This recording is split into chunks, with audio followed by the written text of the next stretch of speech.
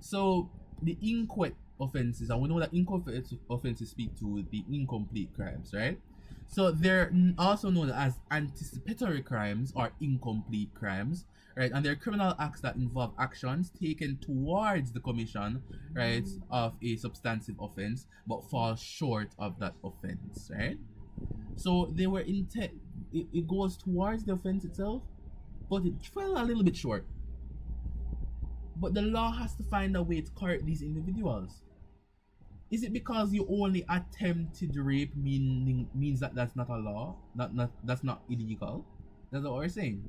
Does it mean that you only I only merely attempted to burn down the building, right? Therefore, I should go off with nothing, not even a slap on the wrist. That's not how it works. So the criminal law finds a way to also punish or also mitigate or deter persons from even attempting to do these issues, right?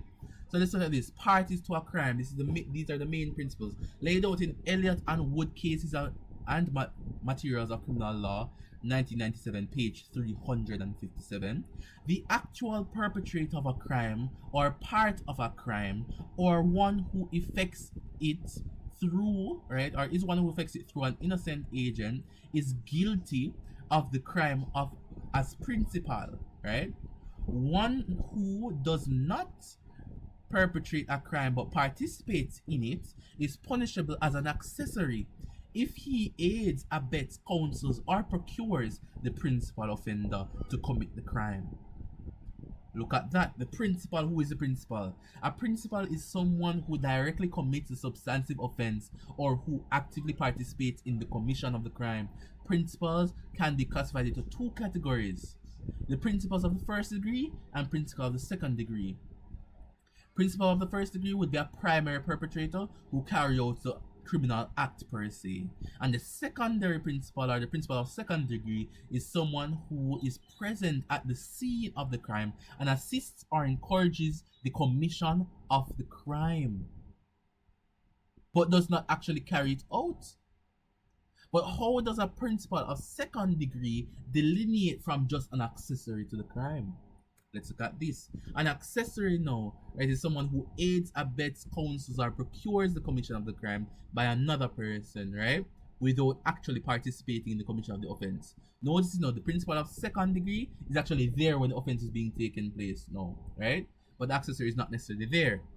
You have accessory before the fact, meaning that this speaks to someone who assists or encourages the commission of the crime before it is committed. They may provide planning, resources, or encouragement to the primary perpetrator, right? Or we have accessory after the fact. This is someone who assists or harbors the perpetrator after the commission of the crime, knowing that the person has committed the crime. So remember these things, and there are examples here, So if you want to like screenshot or if you want to watch a recording after, because I'm gonna post it on YouTube, the recording after will be there, right? You can look at those things. RV White House 1977 for accessories. What's happening there? What happened in RV White House?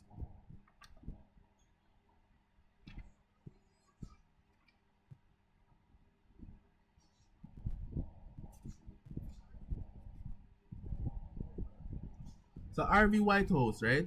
W was charged with inciting his 50-year-old daughter to commit incest with him. He pleaded guilty and was convicted, right? On appeal against his sentence, the court of appeal gave him leave to appeal against conviction as he pleaded guilty, right? So looking at this now, right? So he gave him leave, right, to actually allow him against the conviction as he pleaded guilty, right? So some amount of leave was given to an offense unknown to law, basically, right? So at the point in time, right, the inciting for like the incest wasn't really known to law, right? The relevant provision under the Sexual Offences Act made it an offense for a woman of the age of 16, right, or over to permit, right, to permit a man whom she knows to be her father in this case her father, to have sexual intercourse with her by her consent. that was known to law. But the incitement to incest wasn't known to law, right? So here the accessory, the father, would not be guilty as the girl, the principal, as you rightly stated in the chat, could not commit the offense. Because you know, look what's happening here. He was charged with inciting the girl, but the 15-year-old girl was actually inciting her father to have sex with her. But at the time, only a person under age 16 could give consent. Therefore, this was not known to law. In this case, the father was going to accept. The father was going to accept, you know. Therefore, he's an accessory. He would be an accessory to incest. And since the daughter was the 50-year-old girl now, was the one that was inciting it, she would be the principal. Make sense? Or is the daughter the principal?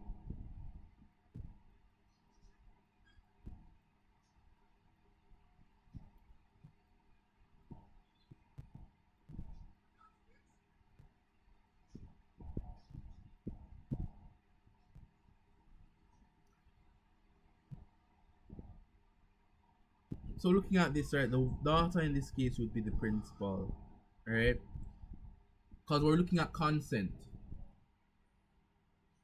meaning that, right, the father could urge it to happen, right?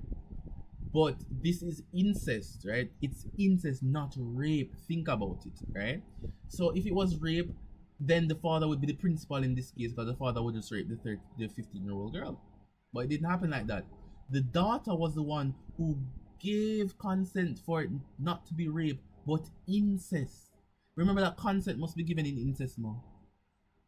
So consent was given by the girl, but because it wasn't known by law, a 15-year-old cannot give consent. That's a problem. So the girl is the principal in this case. It's not say the principal and accessory doesn't mean that one is worse than the other. Not in this case, right? Just saying that based on the circumstances, the girl would be the principal, right? To aid, abet, counsel, or procure. What does this mean? So it refers to actions, the conduct that may make someone liable as an accessory to a crime. So in terms of encompassing a range of behaviors, including providing assistance, you could assist them, encourage them, advise them, or inducement to another person to commit a crime. So you can actually induce another person to commit a crime. That is a part of incitement. To be liable as an accessory, the individual must have the intent to facilitate the commission. If you do not have the intent to facilitate, you are not committing this crime, right? Mohan VR 1967. What happened in Mohan now, right? So the defendant in a quarrel with let me see. Ah boy, let me turn this thing here. Okay. So the defendant was in a quarrel with R, right? Which was the defendant's father, right? So in a quarrel with their father, right? With their father, right? Intervened and attacked M with a cutlass, right? While R, right, was chasing M, D went to obtain a machete. D and R struck M many times. Look at that, right? What we're saying here, right?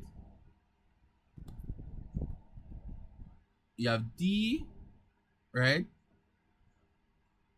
You have M, and you have R, right? Three different persons, right? What's happening here now, you know? Well, it's not really D. Yeah, it's D and R.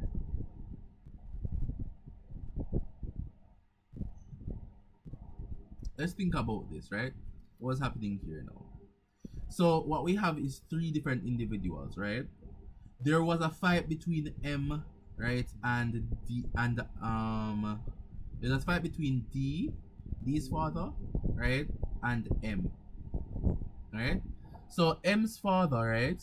Let me just write it out here. M's father, there was a fight between M and M's father, right? Let me just write MF, M's father. There's a contention between them, right?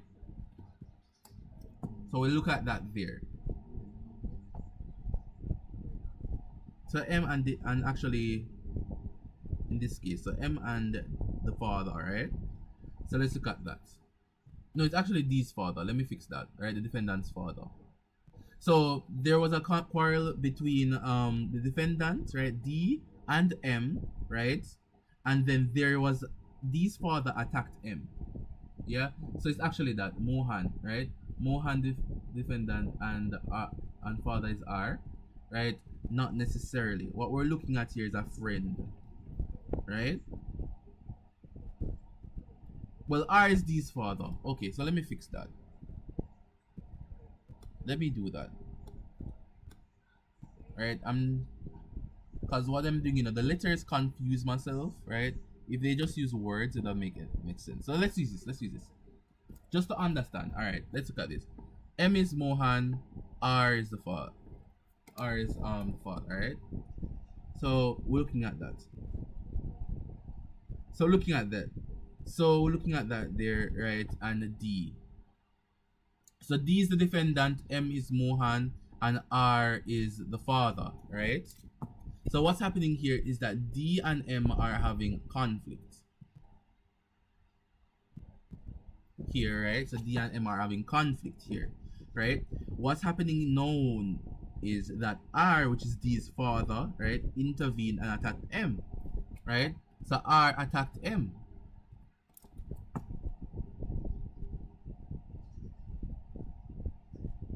With a cutlass, right? So now R now chases M, right? Specifically, right? D went and obtained a cutlass, right? And now D and R struck M many times. So what's happening here now, is that R attacked M and then D attacked M, right? So what we're looking at here now is the fact that we have an accessory here, right? So M was struck many times, M collapsed and was found bleeding, he subsequently died. It was found that M's death was a wound to the leg. D and R were convicted of murder. Both appeal on the ground that there was no evidence of a prearranged plan by D and R to attack M.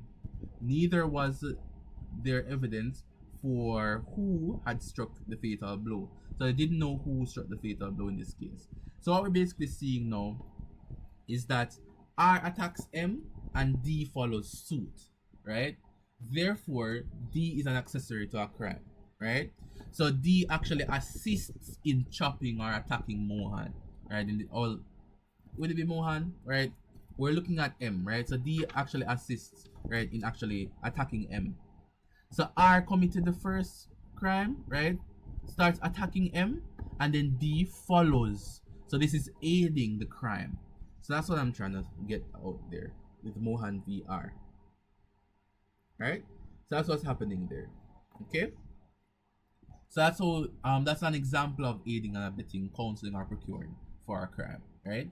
Incitement is a criminal offense that involves encouraging, provoking, or urging another person to commit a crime. So we're looking at the way how we can actually urge somebody else through behaviors, right? Through communication, through speech or communication or anything else, right? That is intended to prompt unlawful behavior in others, right? So here we have the active series of incitement, where we have to look at the encouragement or provocation or the intent to prompt criminal conduct. This is seen in RV Most 1881 or Invicta Plastics Limited versus Claire, right? In Invicta Plastics, what's basically happening here is that Invicta Plastics Limited had a device called the Radatech, right? They invented a device, right?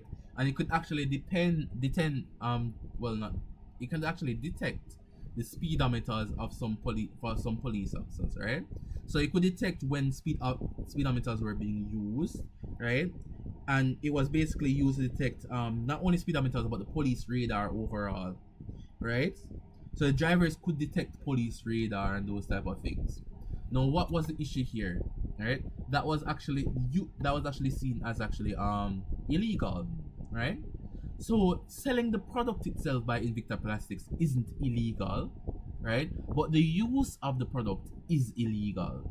Therefore, by selling the product, you're technically inciting the customers to use the product. Therefore, we see incitement, right? In the case, the active series of incitement being made there for Invicta Invicta Plastics, right? So we have that issue there. So they have a device, right? The device itself is not illegal, but the use of the device is illegal. And by selling, right, the device, right, by looking at how Invicta Plastics is marketing and selling the device, it is inciting the users, right, or the consumers now to use the device, right, leading to some amount of unlawful act. All right. RV most is another important one, right? So look at here now. So Lord Denning's words, right, were used here in the RV, in the old case of RV most, right? So pointing to the fact that that it is from words spoken or written that liability arises for incitement. So if you spoke, right, any speech or any other type of communication could be used to incite. So in that case, right, A encouraged others in various foreign countries to assassinate their heads of state, right? He did so, right, via certain publications and was found guilty of incitement. That is RV most. So he did so through publications. So it can either be through speech, you can incite through speech directly, or you can incite through communications, written publications, etc. The mens rea incitement now is set out through RV White House and Race Relation Boards versus Applin, right? We spoke about RV White House already, so we're going to speak about Applin in this case now. We're looking at the knowledge or recklessness. So the perpetrator must know, right, or be reckless as to whether or not their actions or statements are likely to prompt or induce criminal conduct, right? And the intent to cause harm, you must have some amount of intent, right, to cause some amount of harm when you incite the commission of this crime, right? So let's look at Race Relation Board versus Applin. In this case now, A sent a circular, right, or some amount of, so basically they alerted, right, to W's, right, neighbors, complaining that W is taking in non-white foster children, right?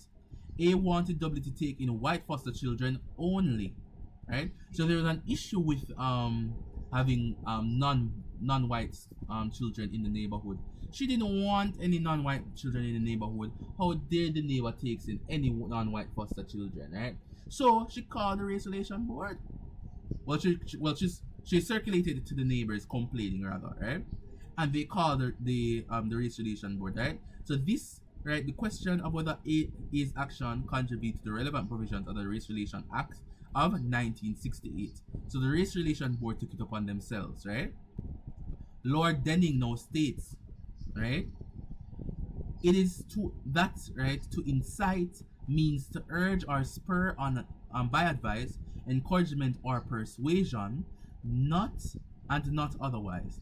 I do not think the word is so limited, at any rate in the present context. A person may incite rather another to do an act by threatening or by pressure as well as by persuasion, right? So we're looking at them complaining and pressuring the neighbor, right, by taking in non-white foster children, and the Race Relation Board got in contention with Applin, right? So we're looking at whether or not we're inciting, right, any type of hate crimes or any type of negativity or any type of criminal matters against these persons in the neighborhood, right? So it's a part of really race relations and how it intersects the law, right? So we have that there for Race Relation Boards versus Applin 1973. For conspiracy now, conspiracy is one of the last ones. R.V. James Smith, 1990, right? We're looking at this case. This case really brings out conspiracy, right? So the prosecution's case. So he conducted his permanent what we're looking at here is a Jamaican case, right? So in this case now, the appellant, a former cabinet minister who had a portfolio responsible for the Minister of Labor, right, is gonna be the main person in this case, right? The farm work program fell under his portfolio, right? I don't know if anybody knows the farm work program, right? So the funds were embezzled. Okay. So the prosecution's case now, he induced his permanent secretary to embezzle money in farm work programs from funds which came from the United States and Canada for the benefit of farm workers in compulsory saving schemes, right? The monies obtained abroad were obtained abroad, but were embezzled in Jamaica, where both men were based. So looking at that, let's look at the decision now. That was the argument of the prosecution. Let's look at the decision now.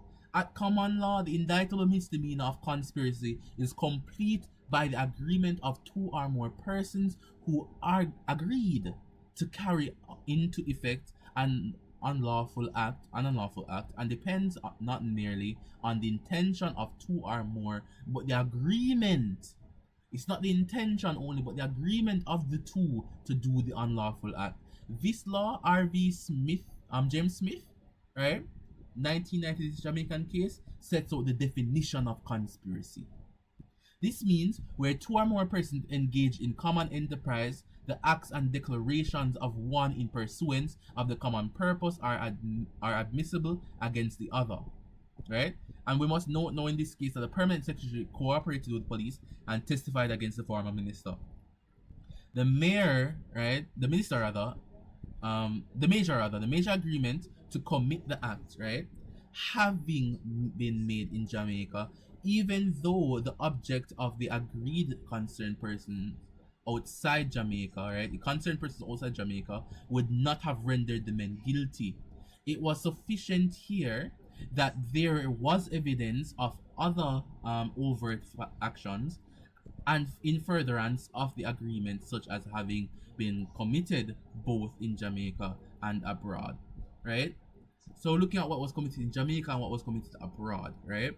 Or looking at here how this case sets out the definition of incitement, right? Not incitement, rather conspiracy. So it must be the agreement of two or more persons. It can't be just the intention of the two, but the agreement on the two to carry out the same criminal activity, right? A case R versus Yip Chin Chuang, right, VR 1995, is also a key case under conspiracy, right? We also have the mens rea of conspiracy, right? Intent to agree. There must be an agreement between individuals, right?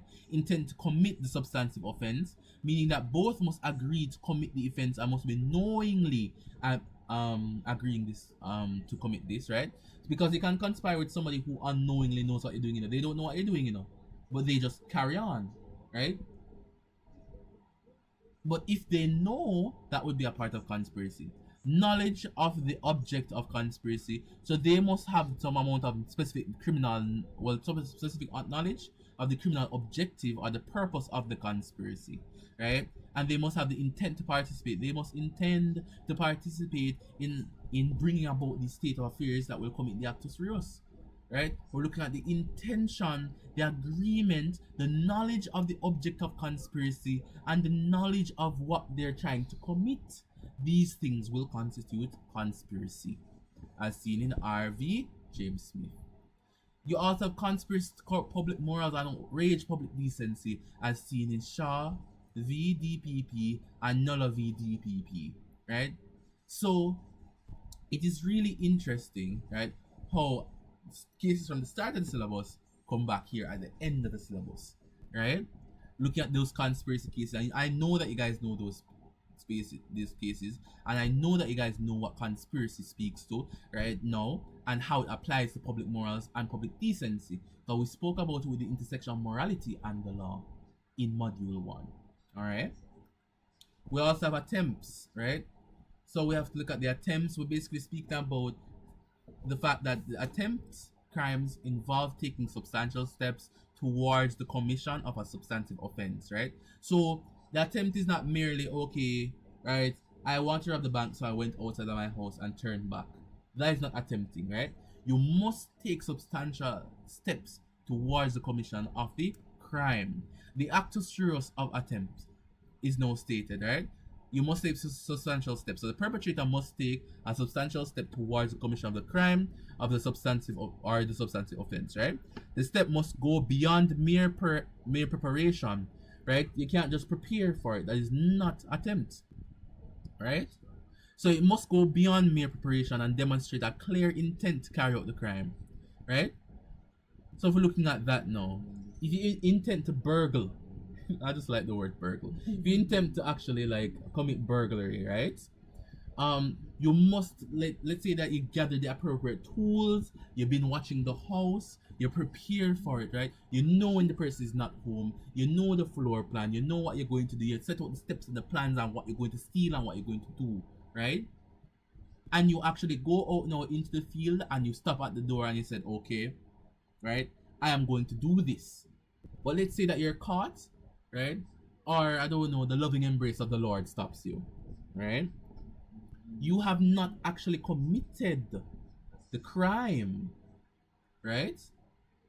Well, you have not actually committed the crime fully, but you have committed the actus reus where you have taken substantial steps towards the crime. R versus Shipuri could work, right? So you've gone into the field now to commit it. Yes, I use the term into the field, right? So R versus Shivpuri, where that person actually attempted to smuggle drugs, but it was actually just tobacco, which was not a prohibited drug. They committed the actus reus, right, for attempt, but not the mens rea because they didn't know it was actually not a committed they didn't know it was actually tobacco, which is not a regulated drug, right? So we also have the proximity to completion. It must be very close. You must be almost there, right? As I like to say, right? Let's say that you're trying to commit something, or commit a dangerous act or something like that, right? Let's say that the person is trying to commit rape. They enter the house of the assailant, right? They're trying to hold down the assailant, right, in order to commit the rape, right? Without on any type of consent or etc. And right before penetration, nearly almost there, but not quite. Almost in proximity to the completion of the act, right? That must be there as well, and that is a part of the actus reus of attempt. So they're nearly almost there, but not quite. They don't commit the act as yet, you know. They were almost there, and they did take substantial steps to commit the act. That is attempt. TPP versus Stonehouse. RV White and RV Jones are pinnacle cases here when we talk about the attempts, right? Crimes of attempt. R versus Shipuri is there as well. RV White, the appellant's mother, was found dead sitting in a sofa. Beside her, a glass with a drink, right, in which there was found to be cyanide, potassium cyanide as a poison, right? She died from heart failure and not from the poison. No evidence being revealed that she had intake, right, any of the drink.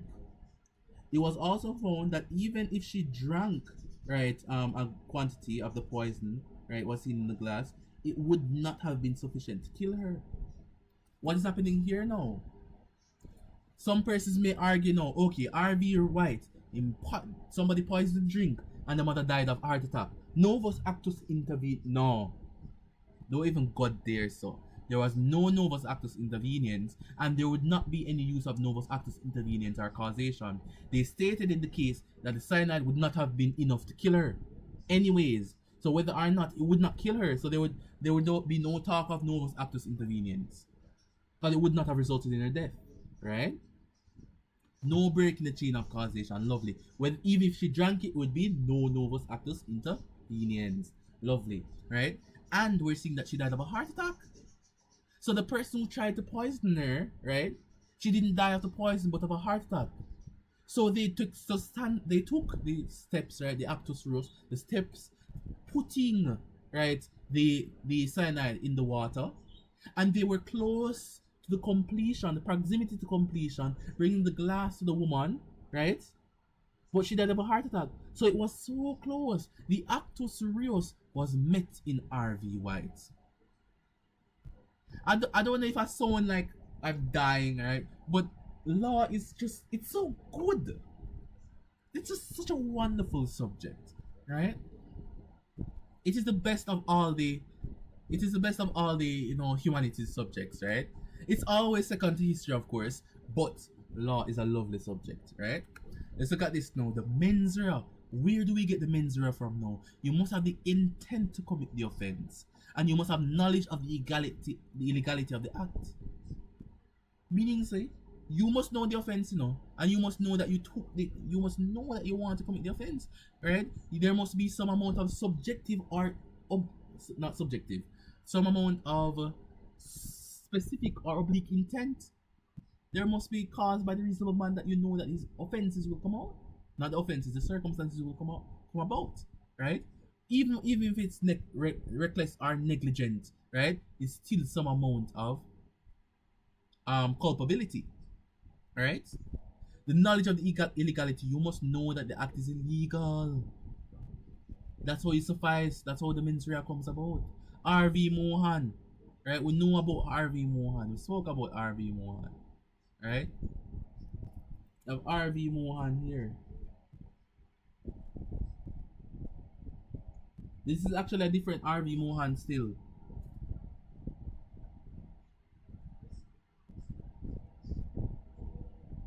Is it the different R.V. Mohan? Hold on, let me see something. Which R.V. Mohan down here, so? R.V. Mohan.